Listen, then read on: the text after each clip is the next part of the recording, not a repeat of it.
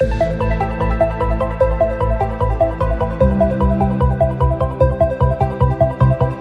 here to talk about Quantopian, crowdsourced quantitative hedge fund that launched in 2012 and shut down for good in November of 2020. I was one of the founders and the CEO of Quantopian. I cherished my time working on Quantopian for many reasons, but one of my favorite parts was building the company with my co-founder, CTO, and friend, Bredeche. So thanks for being here, John. Thanks for having me. Good to see you guys. So you've done a lot of interesting things in your career, both before and after Quantopian.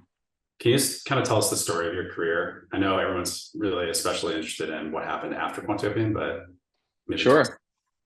Yeah, definitely. A lot of my career will involve working with you, Fawce, and some other people that we know well. I started in 2003 after college and joined a small startup called Tamale Software in Boston, and so happened to be that Fawce was the CEO or the CTO and co-founder there. So, so that was the first time that we met each other, and we were building research management solutions, kind of like an Evernote type product for the investment industry, and that was really interesting. I didn't know anything about really anything, so it was a great learning experience for me as that company grew to about 70-ish people, and then we got acquired in 2008, right, maybe a week before the financial crisis. So quite good timing, given that our customers were very impacted by that. I led a lot of different engineering efforts there, front end, back end, kind of just really just learned everything that I could and saw how companies are grown and how they work. And I bounced around for a little bit after that. Different kind of stints, kind of trying to figure out what I wanted to do. I'd been at Tamale for 5-6 years, or maybe 6 years. So wanted to kind of bounce around and learn what I wanted to do. I spent a year at HubSpot when it was really small in Boston. I spent a year at a small startup called Post, which was with the other Tamale co-founder, Nader, out in Boulder. And eventually my wife and I moved to San Francisco. And as I was looking for my next position, my next kind of adventure, Fawce reached me and said that he had an idea for a company. So one thing led to another, and that was late 2011. So in 2012, early 2012, kind of jumped into it. Kind of funny that I had moved to California and then started a company with Fawce in Boston, right where we moved away from. But you can't predict these things. So yeah, that was a little bit of the pre-Quantopian time, and then I'm sure we'll dig into Quantopian during this conversation. And afterwards, so fast forward to 2020, a bunch of us from Quantopian joined Robinhood, as we'll certainly talk about, and I was there for almost 2 years, leading various product engineering teams around brokerage, data, kind of the advanced investing flows around options and accounting and margin and portfolio calculations and the investment research journey and things like that. But I eventually felt that I've been in kind of this area of fintech for quite a while, and I wanted to find some place to learn something new about new domain, kind of have some new challenges, but also maximize my impact on the world. Now that I have kids and I want to think about what their life will be like and how I can set them up for success, but I also want how do I make sure that how do I do my part to ensure that the world they live in or the world their kids live in is livable and is a nice place to be. So kind of climate was something that I knew I wanted to be in for a long time. I thought you had to have like a PhD in some hard science to be in the climate world, and I didn't know how that would work for me. But I was happy to learn that software now has its place there in that world to kind of enable market participants and kind of make new networks and connectivity between those participants. So I joined a startup called Patch to be their head of engineering, and I'm still there. It's great, and we build a marketplace for carbon credits. Do you feel like you mentioned like there's a place for software now? Do you feel like that's new for climate? That's like a recent change? I think so, but I'm still far from an expert of the history of kind of how we got to where we are in terms of the climate world. I feel like before maybe a few years ago, a lot of the efforts were around the actual hard science pieces, which they still are. How do we actually pull carbon out of the air? How do we actually make vehicles be much more efficient? How do we decarbonize various supply chains and factories and industrial processes? But we realized that we also have to pull carbon out of the air. So how do we actually do that? And then once you get some of those kind of pieces of that machine working, there's a lot of coordination and there's a lot of like, how do we connect different groups of buyers and sellers and the demand and the supply side, and how do we price correctly? And this market is something that is much more nascent, certainly compared to the markets that you and I have worked in a lot, like the stock markets or Right. the fixed income market. So this market is much newer, much developing at a much faster rate in terms of what's changing, and so I think software does now play a pretty important role. Super exciting. Yeah. Who built those shelves behind you? Some good looking bookshelves. I built the shelves behind me. Thank you for that layup. During COVID, this room was just empty with a bunch of books on the floor. I remember. So we were home for a while, obviously, like everyone else. So I cheated with some IKEA cabinets and then put the shelves together up top. Yeah, it's been good so far. It was a very well chosen green too. You still Oh, thank you. color. Thank you. So what was Quantopian like for you from your own like personal experience? Why did you build it? Did you have dreams Right. for the company? How Right. does your dream compare to the actual ending? That's a pretty open question. So Quantopian for me, so I'm a developer at heart. I've been, tinkering with computers for a long time, and professionally and before, while still in school. So one of the biggest kind of things I liked about Quantopian was that it was built for other developers to express their creativity and kind of build cool things. Nothing against like B2B SaaS products that many companies work on that are very important, but this one, like I could see myself as a target user, and not that I had any kind of specific investing experience, but just I liked building for an audience that I could relate to. And so whether that was kind of the coding environment, or whether that was like what the API should look like, or how do you quote unquote build or compile your code and see the results, something I could like really I think engage with and kind of helped me hopefully net make more positive product decisions than negative. But either way, it was something that I enjoyed kind of thinking about. I remember the first few years building with you and the team, and like I knew there were like various possible outcomes of, oh, we could start a fund, we could continue down the live trading path, which I'm sure we'll talk about. We could do some other monetization things, and it was less important for me at the time. I think now I would be more concerned about it earlier, but at the time for me, it was less concerning about how are we going to monetize this and how's it going to work, and more so just like how can we blow the minds of the people that are in a community that are helping each other, helping us kind of build and understand what they want. So I really kind of enjoyed the product development part of that.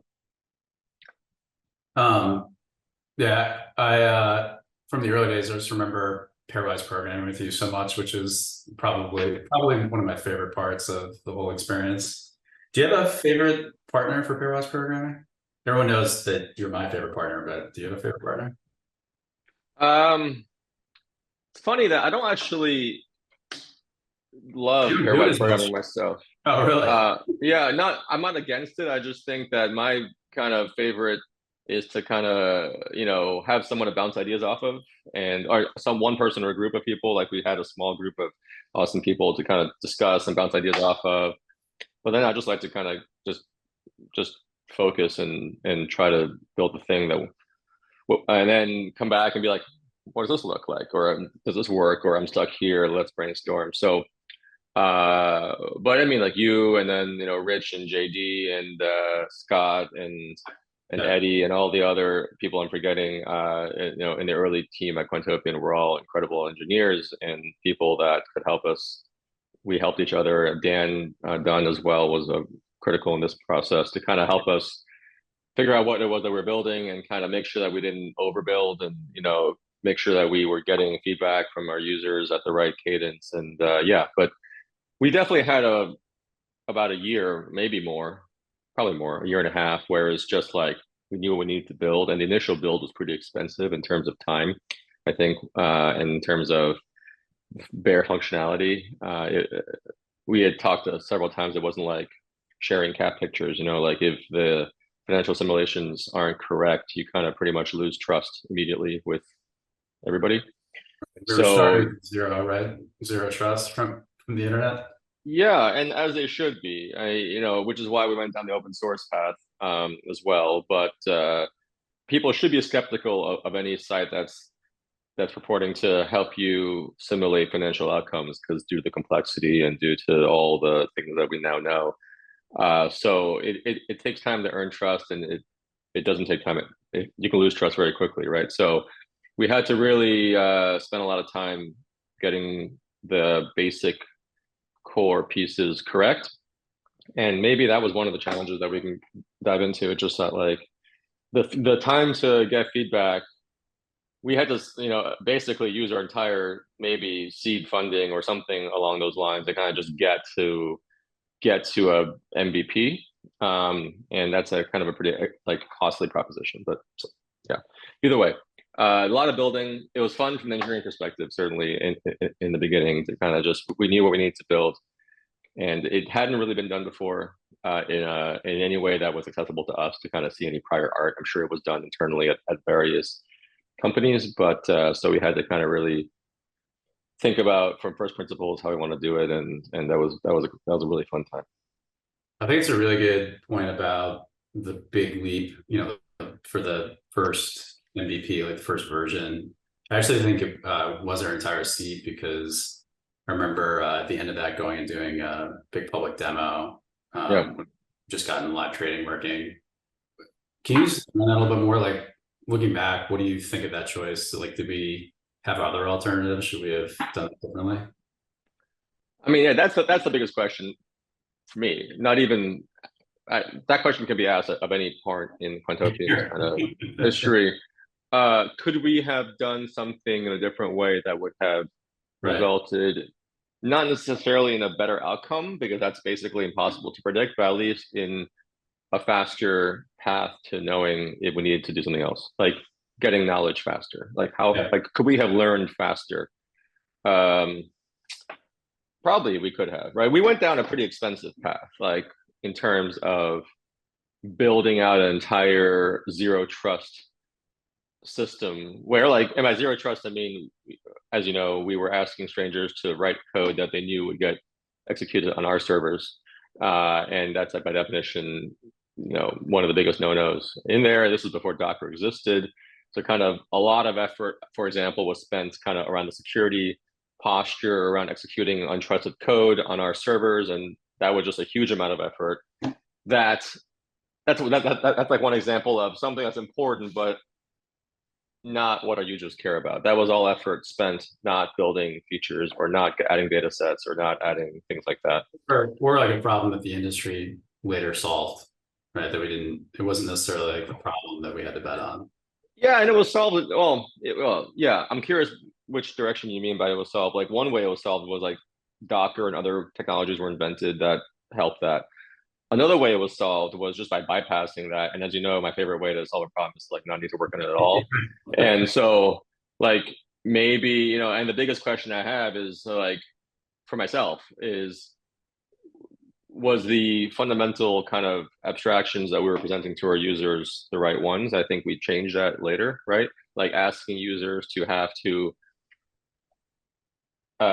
write code and do things like order management and risk management, all that stuff, which we'll get into. But also even like all our users wanted to work on their own tools. Many of our users, wanted to work on their own tools. They were data science experts, and they were stats experts and other things like that. They had all sorts of things locally that probably would have made them so that they could do whatever development they wanted locally and then upload some results, some artifact. So like, I think there were ways that we could have rethought the problem instead of trying to like solve simultaneously like lots of very hard problems at the same time. Well, I say this only because I think that would have gotten us to maybe a similar place, but in a quicker time, in less time. Yeah. One thing that I've thought about a lot on this point is just it took us a long time before we even evaluated one of the algos that we got. Right. We had to chop a lot of wood just before we even got there. And that's really the payoff problem, right? Is to figure out if one, is this crowd producing anything? Two, can we find it? And then three, can we use it? And it was very late in our development. It was, yeah, I don't remember exactly when it was. I'll call it 4 years ish in maybe, but that's like an eternity, right? And so that's a lot, to your point, that's a lot of that's a lot of time to be placing on that bet of, are we going to be able to find algorithms that are ideas that our users are doing? It's a lot of license plate making time, like Neil Stevenson would say, as opposed to, you know, the actual important work. We probably, I'm sure, could have sped things up, but I think at the time we didn't maybe recognize that, or maybe we were, I can't remember. I can't remember the mindset, or whether we were like just in a sunk cost, kind of wanted to finish the path that we were on, or there's also like there was like positive feedback, right? We were gaining user, you know, it felt like we were making, you know, we were very active. Yeah, back then, certainly kind of gaining users was the most important thing from kind of various advisors and investors kind of perspectives, for sure. There's also the distraction of live trading, which was an interesting kind of thing. That story. What's your version of that story? Yeah, I don't remember how it came to be, but like who suggested it, or maybe this was in the plan all along. It's a little fuzzy now, but at some point earlier than us getting the fund up and running, and earlier than us evaluating users' algorithms, we were able to, we realized that people wanted to basically write code to manage their own money in their own kind of, to achieve their own goals and their own risk parameters, and not in terms of our corporate and fund goals. So we built a few integrations to popular kind of, you know, brokers.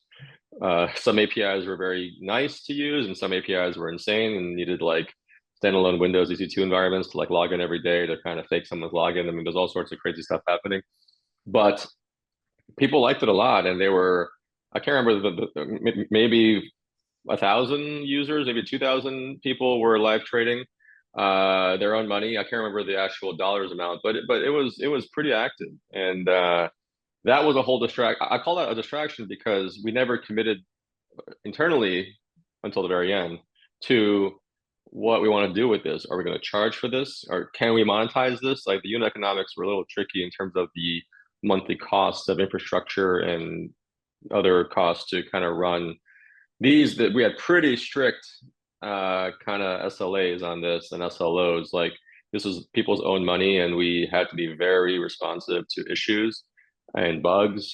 And so this became a whole sink of time and effort that was devoted towards a small but extremely passionate group of people who wanted to do this. And I don't know if this is something that we had thought about, like, oh, this was something that we're going to do all along, or it kind of grew kind of organically, but came a point where we had to decide, like, what do we want to do with this? Are we going to charge? Are we going to shut it down? Are we going to sell this to somebody else? Are we going to partner with somebody? I don't know.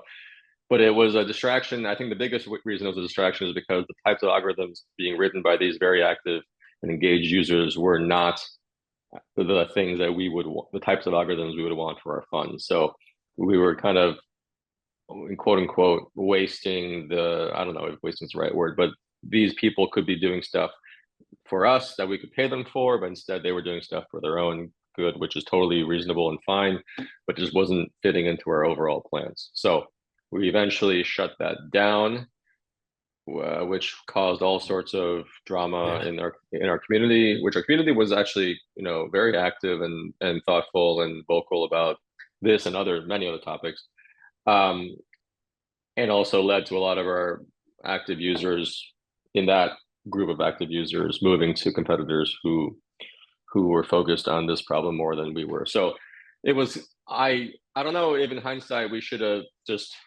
acted faster or had more commitment towards it or something like that. But I'm curious, Fawce, what you think about this area. Yeah. I mean, one thing, just like the like, why were we working on live trading? I think naively, I expected the output to be usable in the fund.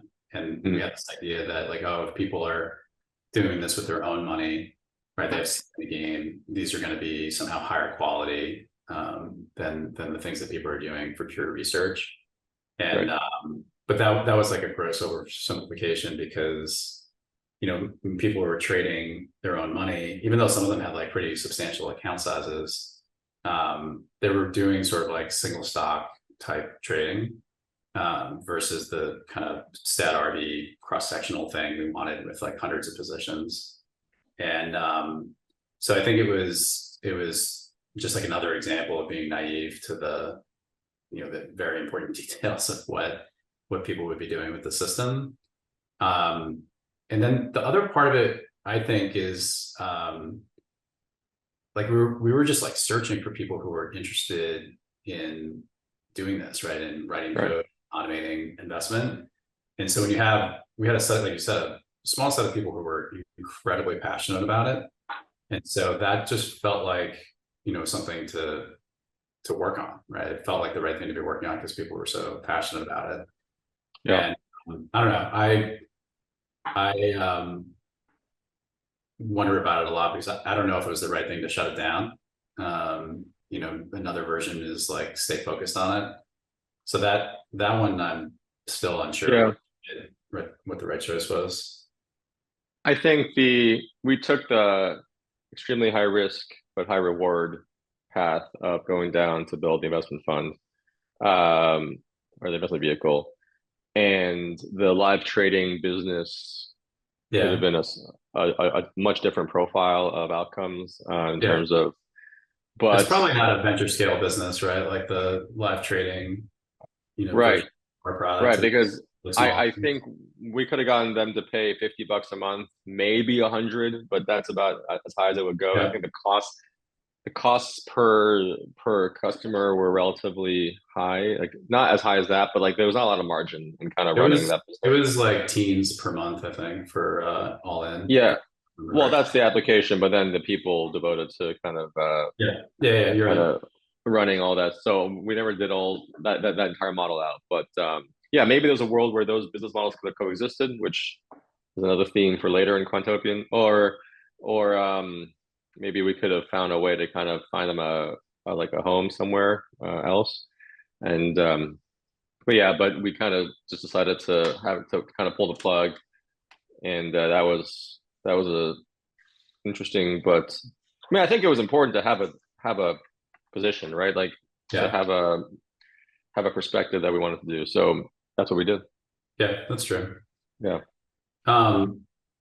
So you're like the most voracious reader that I know. You seem to read everything, read the whole internet every day. And I remember you read the Jim Simon's book, The Man Who Solved the Market. Yeah. I remember talking about it, but I really enjoyed your take on it. So I was just hoping you could share that. I honestly don't remember what I said to you about it. Besides that, my memory of the themes of that book were that he just took a long time for him to find success. And obviously he's found amazing levels of success now. But if I remember correctly, something into his mid-40s, give or take, was when there's a few, and even then, that's even at that point. Before that, maybe he was a math professor or something like that. But after that, it took a few attempts. Each were multi-year attempts at different approaches, different markets, different people on his group, like running out of money until he cracked the code, which I think might be even the title of the book. So I just remember marveling at the Sharpe ratios that he was finding going up and up and up. Now it's just a book about it, so who knows? But the takeaway I had was that like there is value to unlock if you can find yourself enough time to kind of not run out of money, not run out of effort and people to work with, and if you feel strongly about it, it can be done. Now, that's almost a naive, that probably isn't very naive interpretation, because the other interpretation would be, how about the thousands of people who have failed at this? You know, there's one guy who did an amazing job. I don't think that we need to try to make too many, patterns or extrapolations from him. Right. But it was nonetheless interesting and motivational read for sure. I do think like the long timeline is an essential ingredient though, because I felt for us, we meandered, but we eventually did find a gradient that we were kind of marching up. Yeah. Making progress. It's just we needed even more time, and we spent a long time on it, but I, feel like we needed even more time to Yeah, make. and I don't know that you and I can't remember a ton of conversations. Maybe there were, it's all, some of it's a blur now, or maybe with other people, but like thinking about during that process, us talking about explicitly, how do we move faster so that we have more time? Yeah. Uh, Yeah. one way that we did that was to move away from users needing to write entire full-fledged algorithms with trading and risk controls and all the other stuff, to kind of just cutting it down to the real value, the nugget of their insight, which is kind of the ranking of the names per day and kind of their model that way. I like that. I know people inside Quantopian have been asking about that for a long time, so I don't want to, it's no way my credit at all to have that idea, but I like that idea a lot. And that's one of the ideas, that if we had done that earlier, we could have more time. Yeah. Or having people be able to run their data, run their analysis themselves, or finding a way to kind of add more data sets faster. But that's an interesting economic challenge, because data sets are expensive unless you obfuscate them, like some other firms have done. So that's an interesting approach. But just ways to kind of get more data into our users' hands, get them into a more flexible environment, and get them to deliver us a more narrow, specific artifact that we can then combine ourselves. Are all things that I think we were moving towards by the end, but maybe we just waited too long. Yeah, I feel like what you're describing is we suddenly, not suddenly, after all this work, and I think it was uneven within the company. Like some people saw this more clearly sooner, certainly than I did. That reframing what we wanted the crowd to do compared to what we needed to do internally felt like a really unlock. Right. And that what was came, our role versus the crowd's role, and how do we each do the thing that we're best at? right. And I don't know if we had figured that out 4 years earlier, that would have been maybe the right timing to figure that out, to have enough time to capitalize on it. Yeah. Which questions I wanted to ask you is, based on everything that, from your perspective, we experienced in the company, do you think crowdsourcing is viable? Like, is it a way to do this, or was it just a compelling narrative that we all kind of fell in love with? I think the crowdsourcing is viable, but I think there's kind of like some different pieces to it, right? One is like, is there talent everywhere? There's people. I think the answer is yes. I can't see like a logical construct where I can get to the point myself where I decide that no, talent is not just like everywhere, because I think it is. But the motivation, I think, is the piece that was a little trickier. How do we motivate people, that talent, to come to us and to do work? Like, what is the right carrot? Or I think we did a good job getting people to join our community and to discuss and to kind of banter and things like that. But it's not. I think, at least, it's very hard work to kind of find alpha, and like it's not trivial. Like, how do we get people to actually want to do this? How do they feel reasonably likely that there's going to be a reward for them? Or maybe even before that, how do they feel reasonably likely that this platform that we're asking them to devote a lot of time on is concrete enough and comprehensive enough, from data to tools to whatever, to make it likely that they will be able to find alpha on this platform? And I don't know. That's something that I think that part we could have done better on. I'd always wonder if people felt like there was enough data sets on our platform, felt like they were likely enough. There weren't enough case studies, I think, that would make people, maybe the marketing aspect of it, I don't know what it was, but I was worried that like there were a lot of smart people out there. Are we getting them to spend time on our platform? And Yeah. why are they spending time on our platform is something that I was not an expert at, but something was on my mind for a lot. Yeah. Yeah. I feel like the incentive structure that we had was really like the monetary incentive was really, really concentrated for just like the very, very pinnacle of the contributors, right? The people who like found alpha and demonstrated it, and we were able to, recognize and Yeah, use. but even then it took time, right? Even then, even if we liked their idea and we tested it, all the ways we tested it and we Yeah. deployed it, it was months probably until they saw anything. Yeah. So that could be fine, but otherwise, but I could see that also being Yeah. Well, that's what I was gonna say. uh, I feel like yeah, the time is an interesting thing I hadn't thought about, but what I was thinking about is you need like the broad base of people to be trying things, right? There's no way to know right. in advance like who's going to be good at this, and so the incentive to try, I think, and maybe that's why you're talking about time because like the time to wait for the reward is too long. It's not going to be motivating. Um, Right. that I There's think. also the idea of like kind of the single player versus multiplayer thing that we talked about on and off, which was if you have all these people around the world in their homes or workplaces or what schools or whatever that they're working on Quantopian, like do they have any incentive? Can we build any incentive for them to want to wish the other people success as opposed to see them as competition? Mm, Is there some way where the platform gets stronger when, I mean, the platform definitely gets stronger when we have lots of successful authors, right? All the stuff yeah. we talked about, like Yeah. lots of independent kind of algorithms results in a good outcome. But like, how do we align that with the idea of our authors wanting to make sure that like we will succeed as if we have lots of authors that are good. So then how do we get a lot of authors to be good? How do we make sure they can help each other or at least not compete, not feel like it's a zero-sum game with each other? Because other companies handle this with kind of, the currency that would go up. Everyone has a stake in the Yep. company, things like that. But Yeah. I never really think we solved that problem well. It was very kind of independent, like one author to Quantopian. Like they didn't need to think about or consider or were incentivized to think about other authors. Yeah. Yeah. I mean, we framed it as competition, right? That was like Right. the device Yeah, that the we. contests, the monthly contests and things like that. Yeah.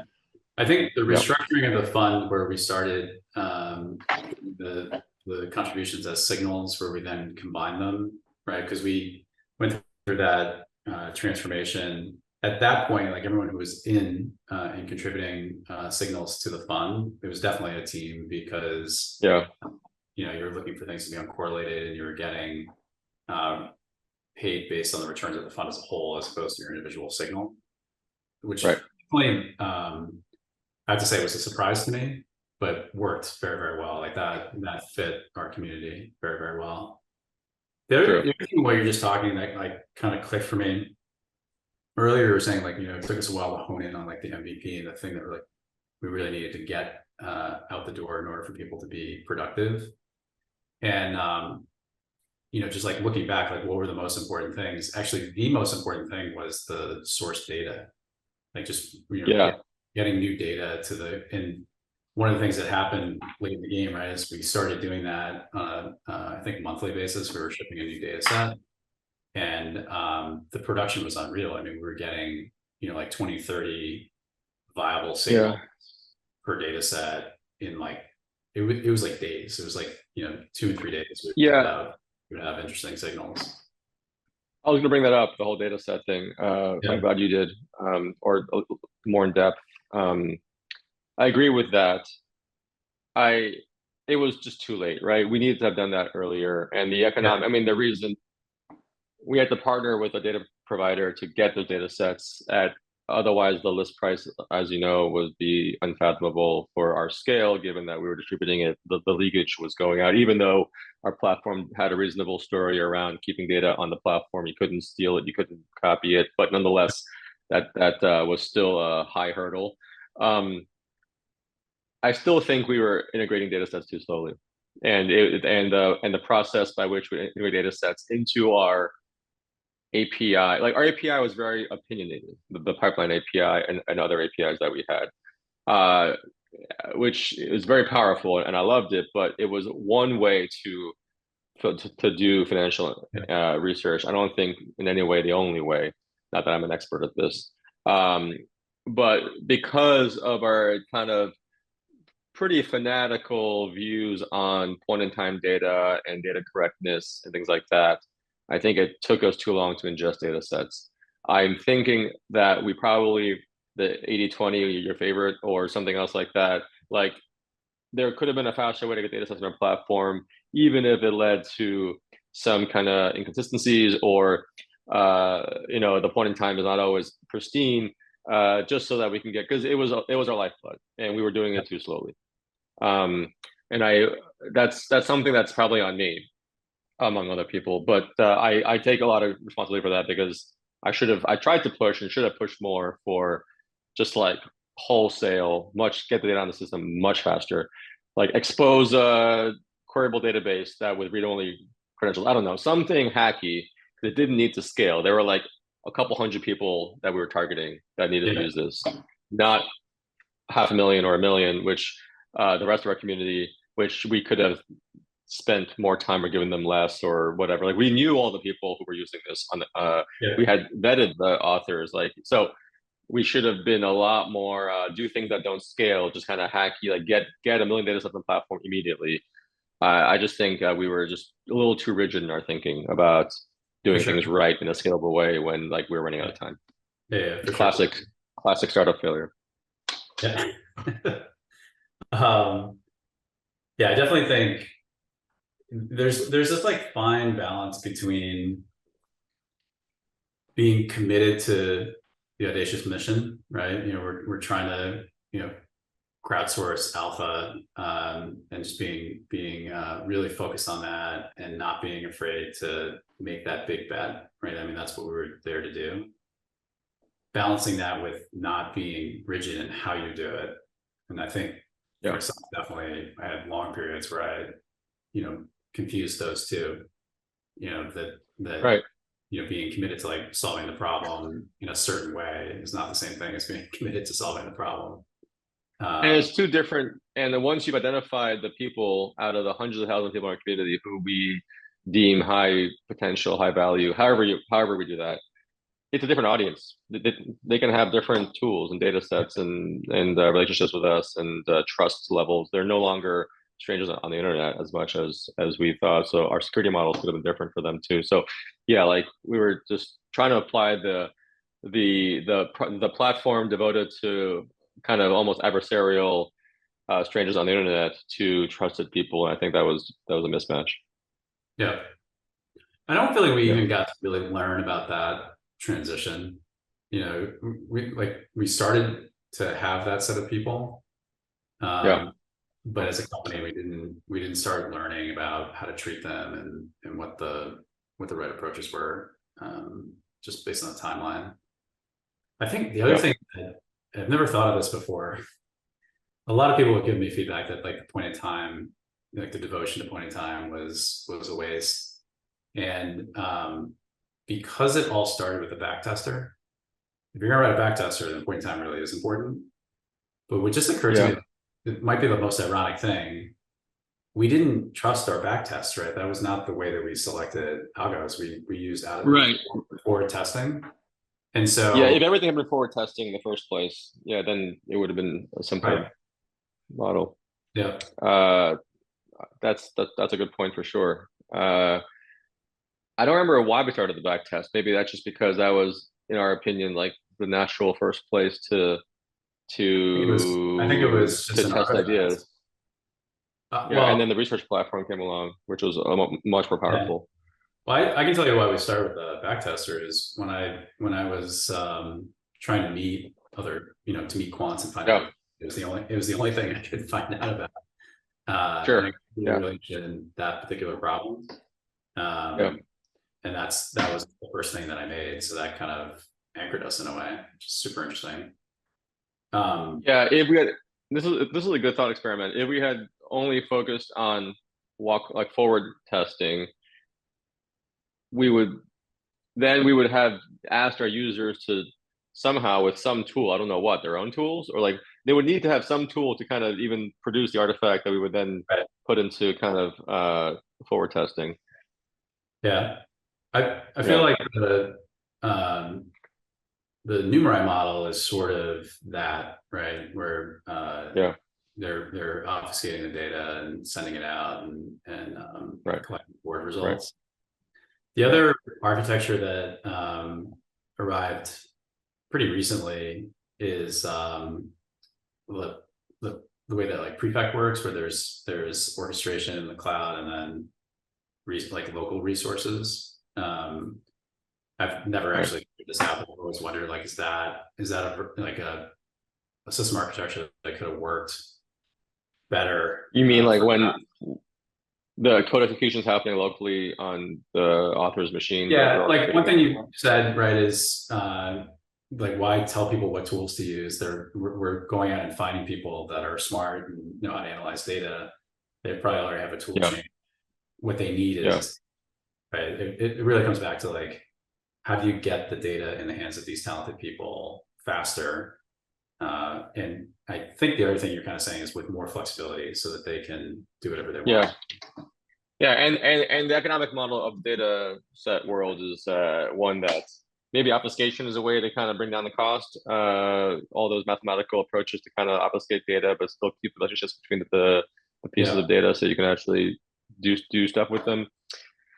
Or some other approach that get funded by a data set company so that they're incentivized. I don't know, but that's a tricky nut to crack. But I wanted to kind of just come back to the idea that like we're talking about a lot of things that like didn't go well, because we're engineers and like to kind of just talk about that. But like it's pretty, like the most surreal parts of my career ever have been like the quant cons that we had, the conferences that we had, where I'm like walking through a pretty big kind of meeting kind of hotel meeting area, and there's like hundreds of people there who all paid a lot of money to come hear about different quant topics. Our company's putting on this conference every year. It's kind of always kind of mind-blowing that this was we actually found the people that are willing to fly to a city where the conference is, pay a reasonable amount of money, and kind of do this. So it's kind of crazy. Yeah. And that was really cool. The thing I loved about QuantCon was the excitement that people had for seeing each other.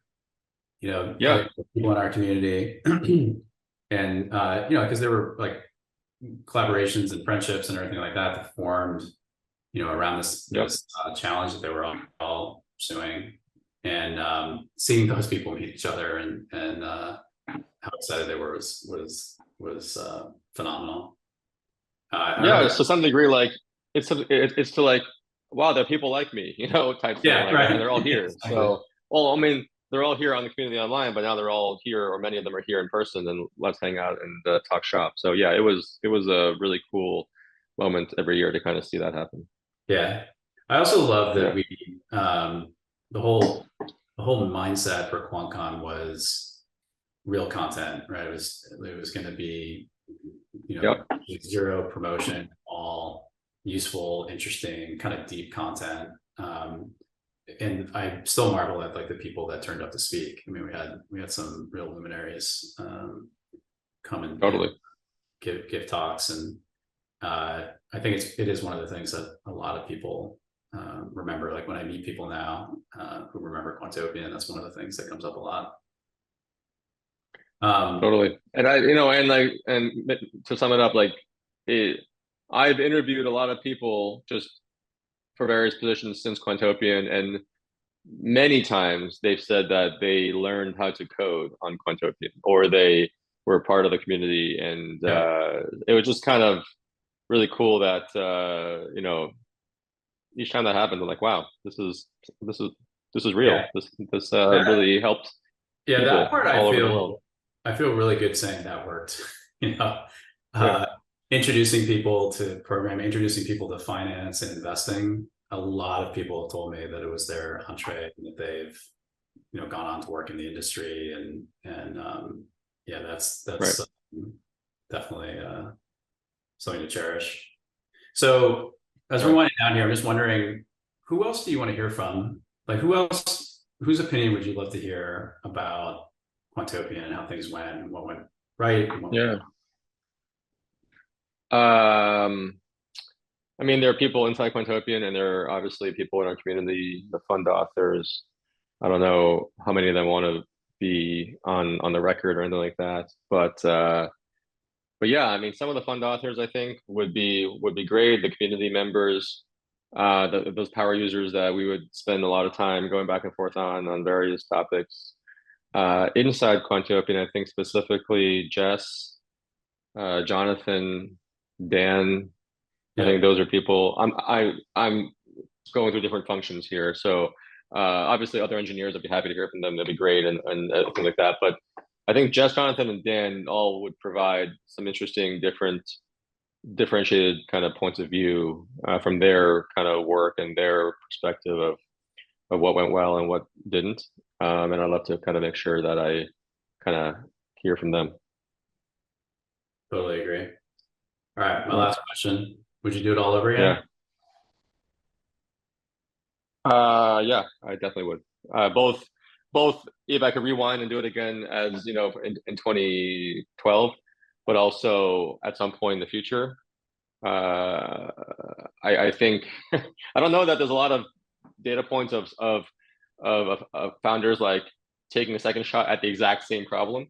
But I think we would know a lot more about Yeah, for sure. what to do now, and a lot has changed in a way that I still think the data set problem, how do you distribute data sets in a way, is like I would want to make sure we have a solution to that first before going down the road. But I think a lot of the other challenges, I think I would feel a lot better about. Like I have a comfortable approach on the rest of them. It's how do you distribute? I mean, I'm the only one left is the hardest one, right? It's like how do we get Yeah, the right. data in people's hands? So I'm not saying it's a solved problem, but that one, if we can get if there's an answer to that works well, I think the pieces are there. Yeah, I agree. I think just reminded me of Steve Wozniak's autobiography. There's this like scene that he shares when I think he's like a teenager, and he couldn't have a computer, so he was reading the specs, the hardware specs, like looking at the schematics of computers, like all the component designs. And Yeah. then he started designing revisions to those computers. And the game that he came up with was to replicate the computer that he had the spec for with as few components as possible, right? He just came up with this game as a kid because I think his mindset was he wanted to build one. So he was trying to make it as cheap as he possibly could. And I feel like if I were to go at it again, honing in on like what's like the problem, and data distribution and access, I think is really the problem. Like if you can give these people data, they can give you signals, and doing that like the Wozniak way, like the cheapest possible, most efficient way to get to that point where you're sharing, I think would be. Yeah, and maybe it's not historical data. Maybe it's just forward-looking data. Maybe that's the constraint that makes things easier. Well, but you're right. I think that line of thinking, like there is some constraint that will make this affordable or make this easier, is like a good line of reasoning. Right. I think it's really interesting the way you answer the questions. Like, would I do it in 12 again, or would I do it again sometime in the future? I hadn't thought of that. But sometime in the future seems a lot more appealing than going back to 12. There's just like so much more. I mean, if you build a time machine, then you can monetize it in different ways. But yeah, I mean, it's always better to do something with the benefit of hindsight and more wisdom and experience. So, yeah, but it was an awesome experience. So many more tools now. I mean, we wouldn't have to build like a hosted Python environment, right? We would do something different. But no regrets. Everything is learning experience, and the people and the experiences were priceless. So it was an awesome experience. Yeah. Awesome. Cool. All right, man. Thanks so much. Thank you. See ya. Bye.